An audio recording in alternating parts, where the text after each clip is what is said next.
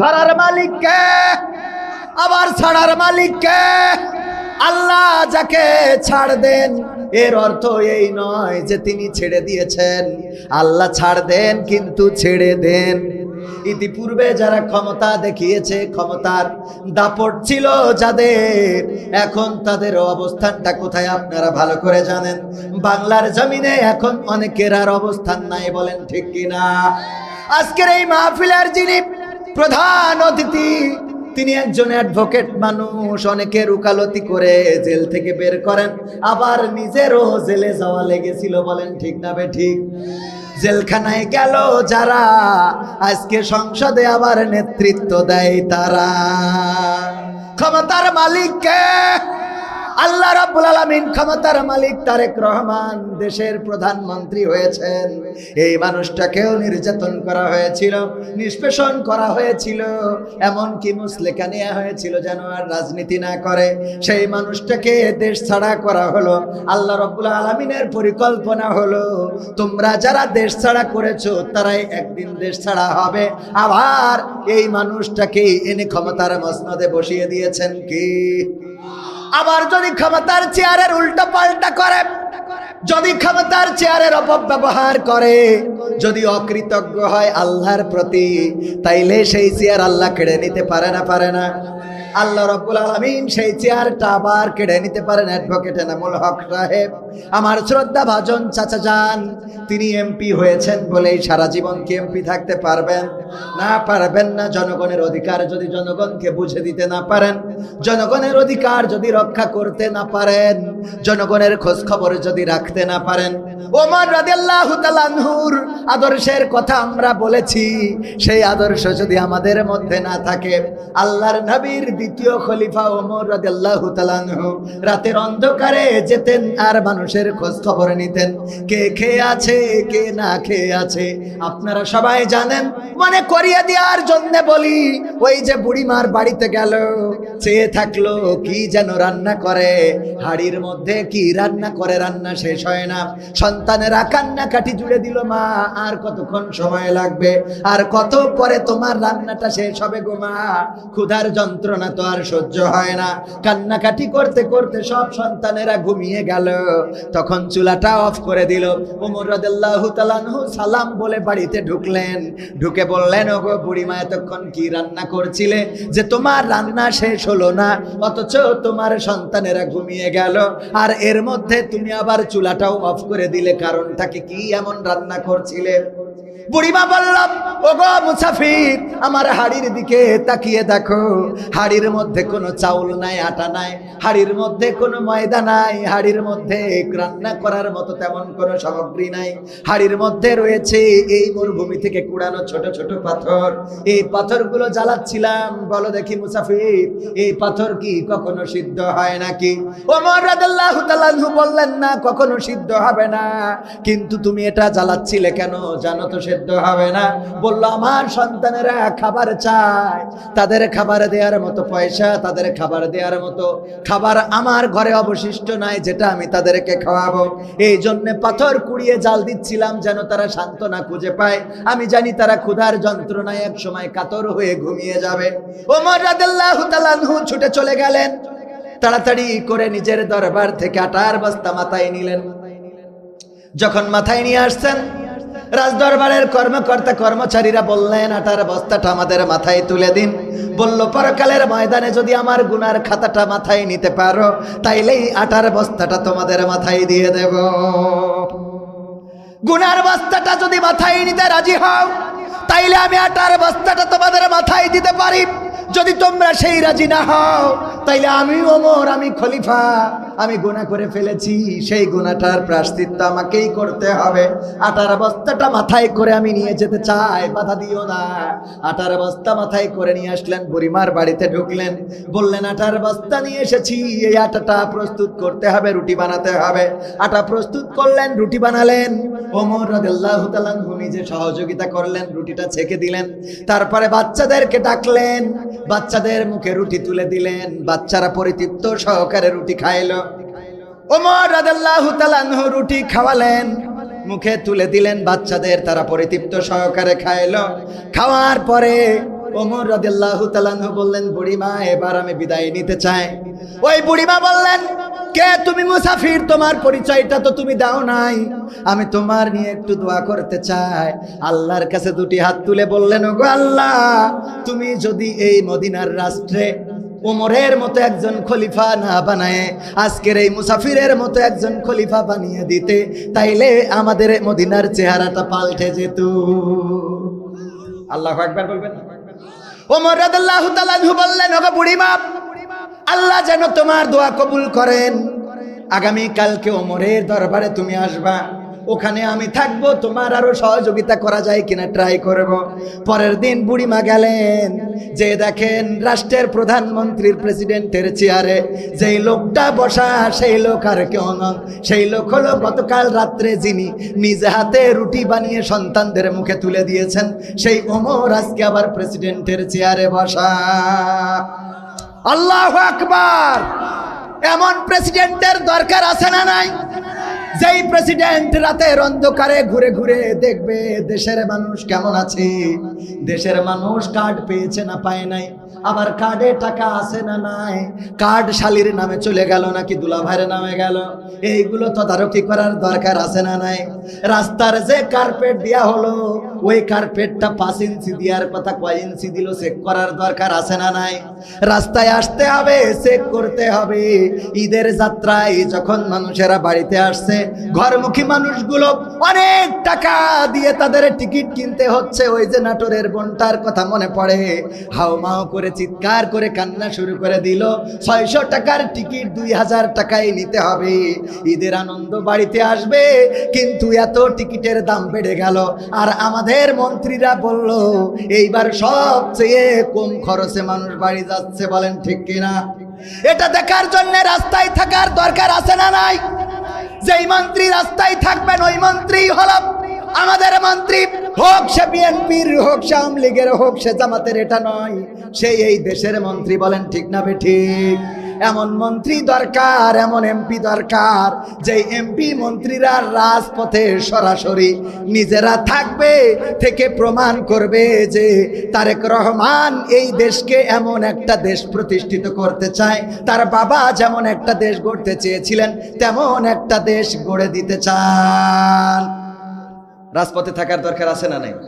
আছে না নাই? এখন এই চরিত্রের মানুষগুলো যদি হতে হয়, তাইলে আসতে হবে কিসের কাছে? কোরআনের কাছে আসা লাগবে, আল্লাহর নবী সাল্লাল্লাহু আলাইহি সাল্লামের হাদিসের কাছে আসা লাগবে। এখানে যদি আসতে পারে তবে দেশের চেহারাটা বদলে যাবে, এই জাতির চেহারাটা বদলে যাবে।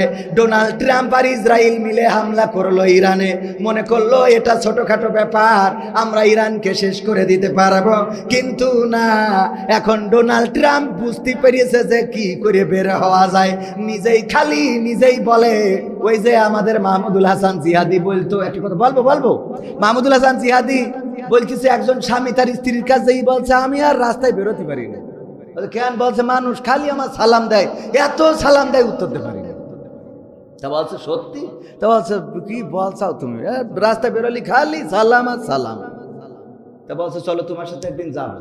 তো তখন বাইসাইকেলের যুগ ছিল, তো বাইসাইকেলের পিছনে বসিছে, তো বাইসাইকেল চালাই যাচ্ছে, যে লোকের সাথে দেখা হচ্ছে, বলছে ওয়ালাইকুম আসসালাম ওয়া রাহমাতুল্লাহ, ভালো বাবা, ভালো আছ?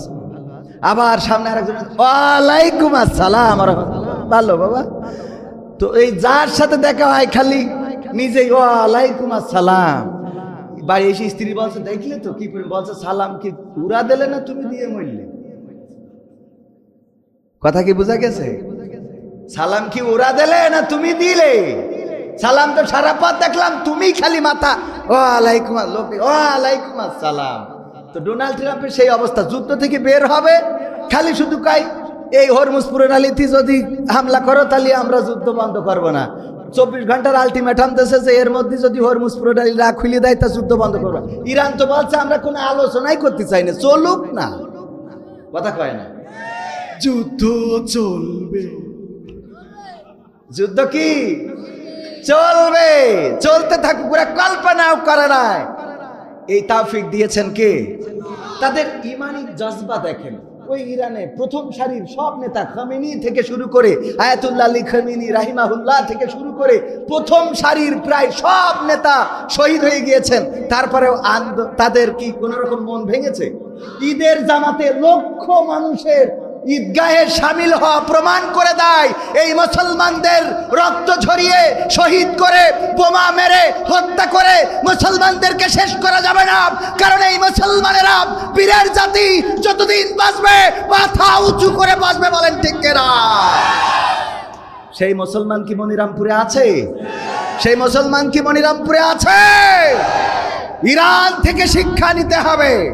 বীরের জাতি, বাঁচলে বাঁচবো সিংহের মতো, বিড়ালের মতো নয়। কিসের মতো? সিংহের মতো।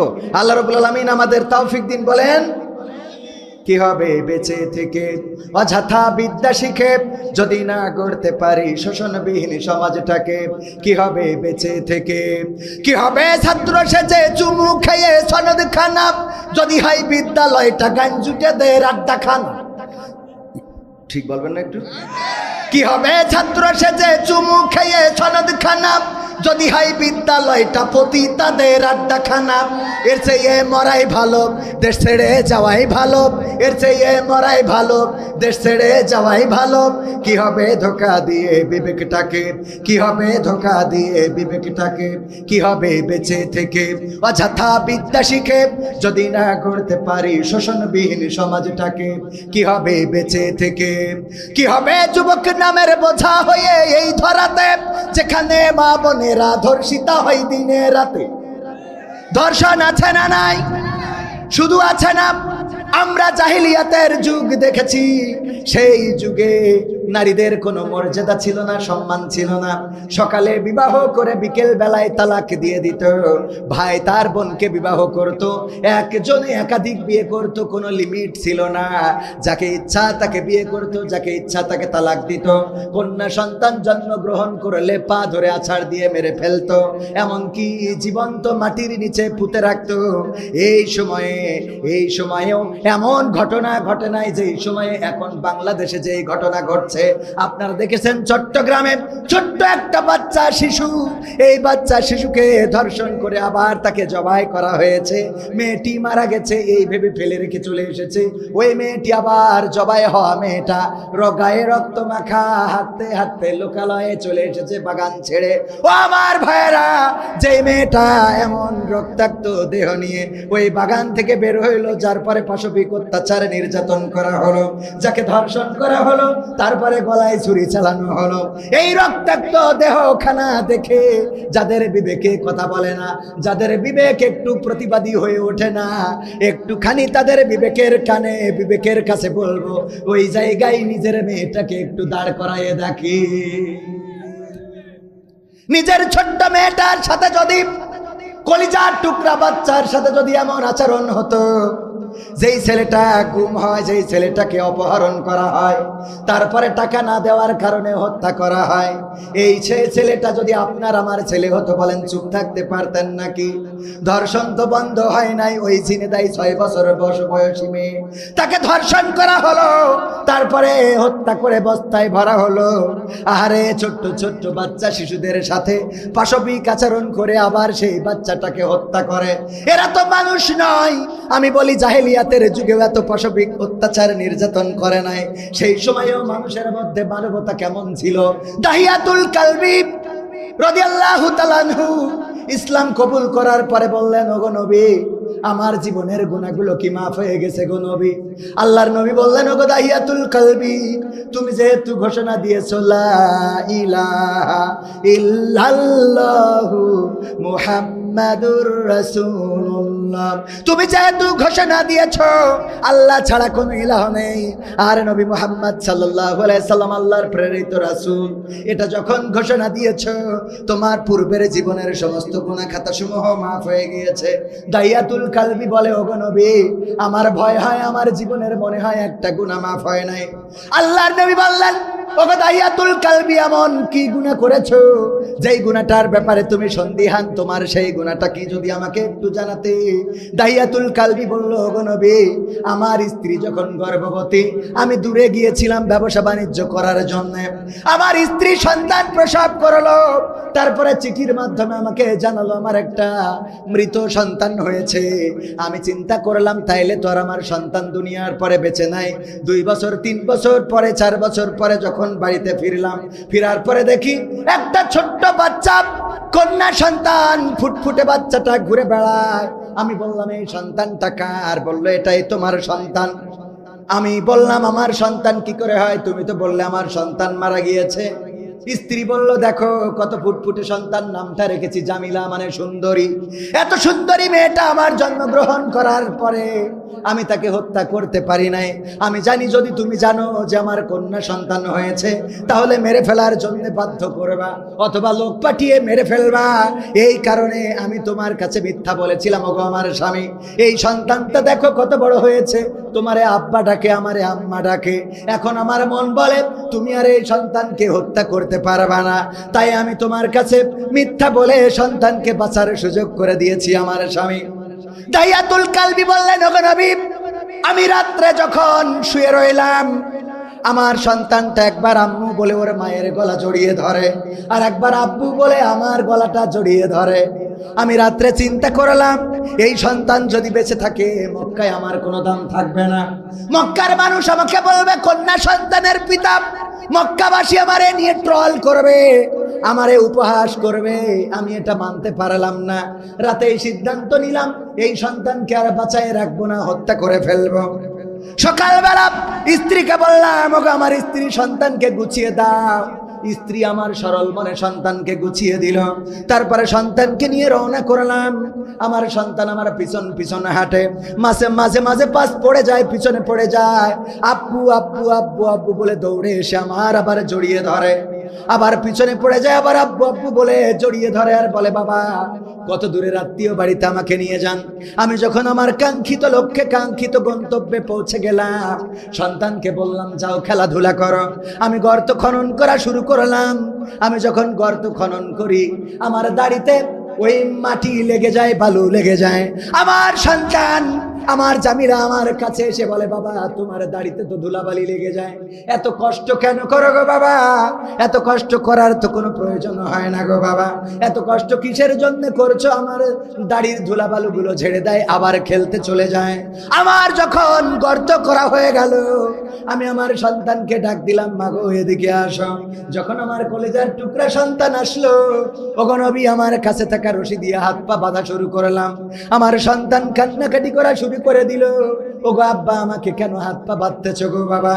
কি অপরাধ করেছি এমন যে অপরাধের কারণে আমার হাত পা বেঁধে ফেলো গো বাবা? আমি আমার সন্তানের সেই কান্না শুনলাম না, হাত পা বাঁধা হয়ে গেল, গর্তের মধ্যে নিক্ষেপ করে দিলাম। গর্ত থেকে সন্তান চিৎকার করে বলে, বাবা গো। কতবার মাকে জিজ্ঞাসা করতাম, আমার বাবা কোথায়, কবে আসবে আমার বাবা, কবে আসবে আমার বাবা, বাবার স্নেহ ভালোবাসা কবে পাবো গো মা? আমার মা বলতো, খুব তাড়াতাড়ি তোমার বাবা বাড়ি আসবে। ওগো বাবা, তুমি বাড়িতে আসলে আমি বড্ড খুশি হয়েছিলাম, আমার বাবা এসেছে, আমার অভিভাবক এসেছে। কিন্তু তুমি আজরাইল হয়ে আমার বাড়িতে আসবে, এটা আমি ভাবতে পারি নাই গো বাবা।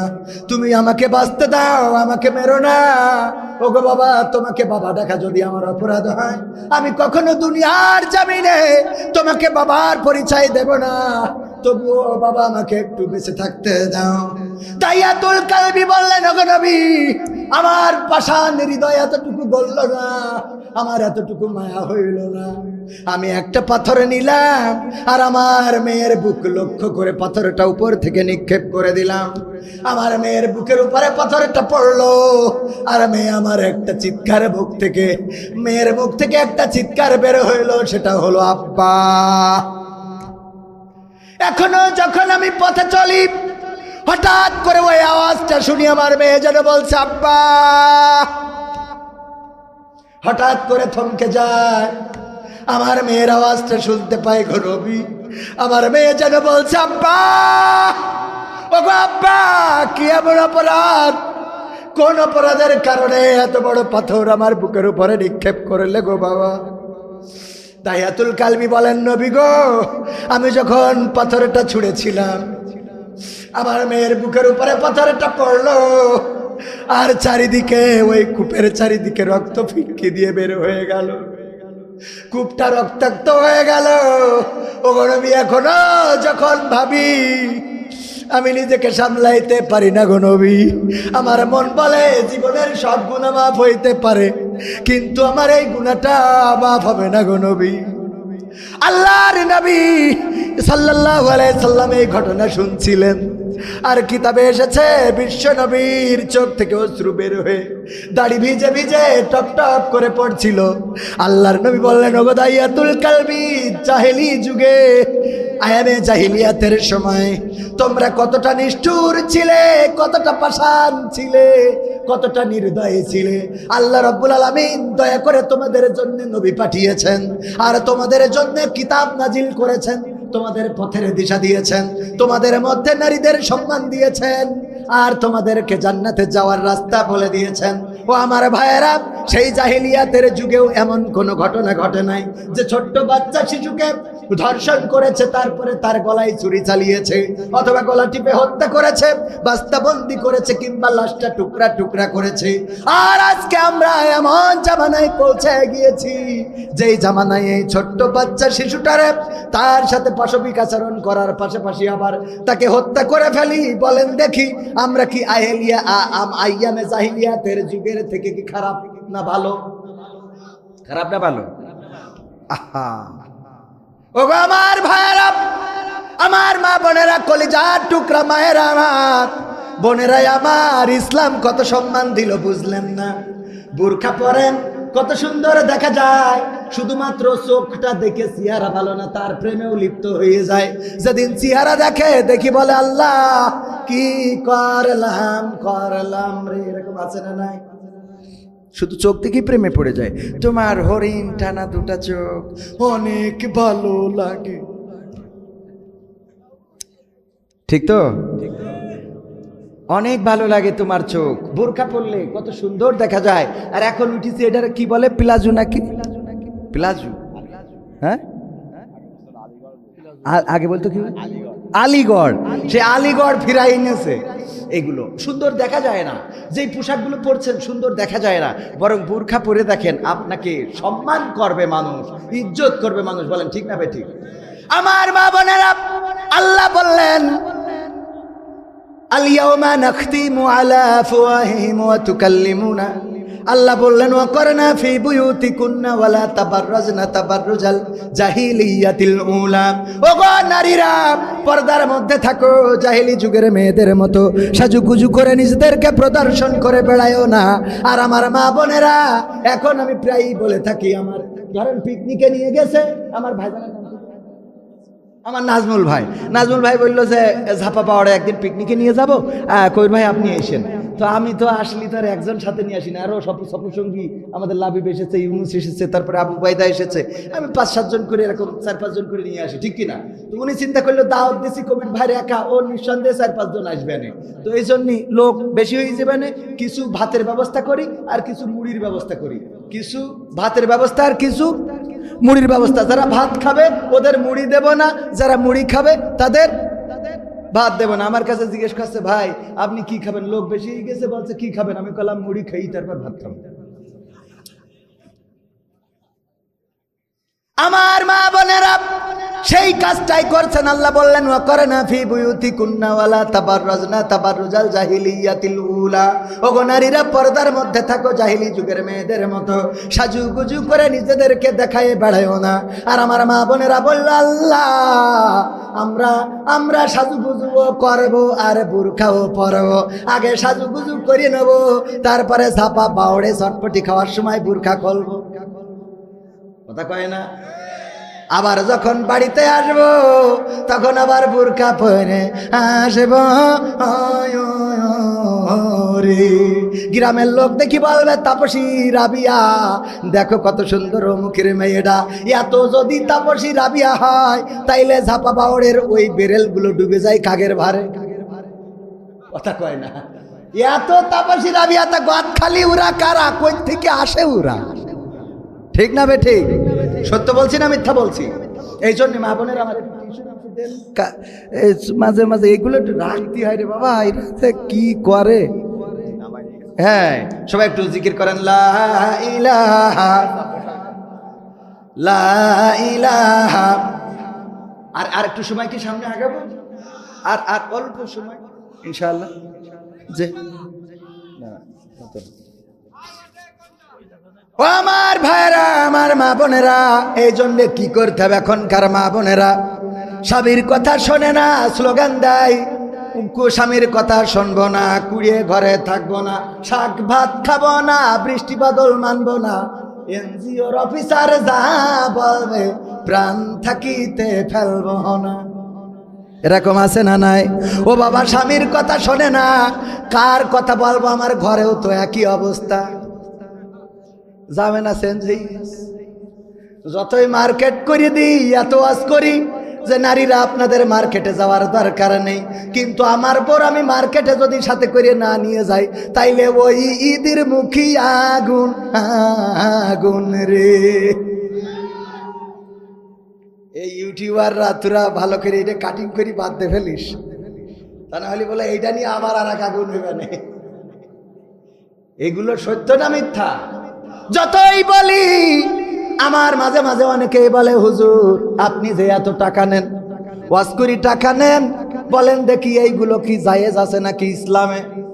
আমি বললাম, বাবারে, আমার গ্রাম আমার ইউনিয়নের যে অবস্থা, এই অবস্থা বাদ দিয়ে আমি মনিরামপুরি যাই, মানুষ ঠিক করতে কথা কয় না।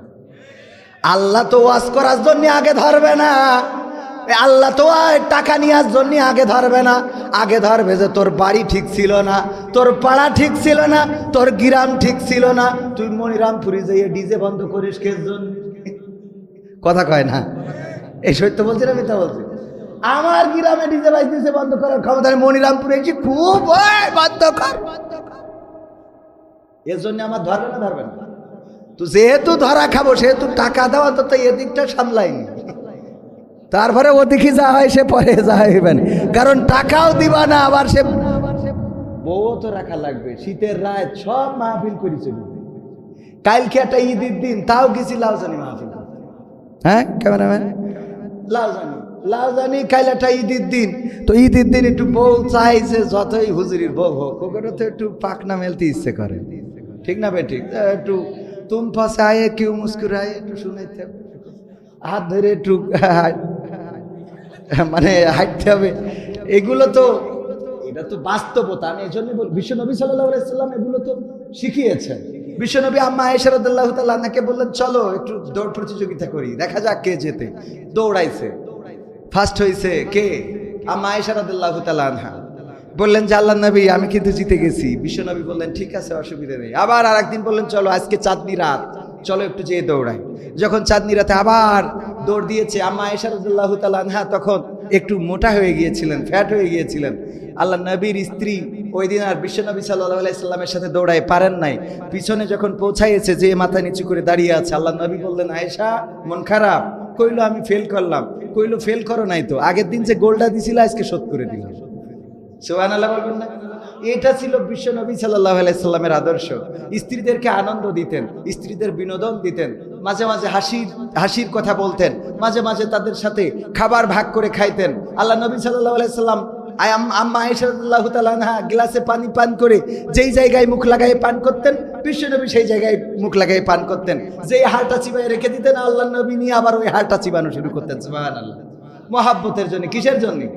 মহাব্বতের জন্য। আল্লাহ নবী বললেন, এতে মহাব্বত পয়দা হয়, এতে ভালোবাসা বৃদ্ধি হয়। আর এখন আমাদের তো কি এর, স্বামী স্ত্রী যতটুকু সময় বাড়িতে থাকি, ও ওইদিকে ফিরে ফোন দেখে, আর আমি এদিক ফিরে ফোন দেখি। বাস্তবতা না ভুল বলছি? ঠিক না বে ঠিক? এগুলো করা যাবে না। এই জন্য তো দাম্পত্য কলহ বাড়ছে, পরকীয়া বাড়ছে।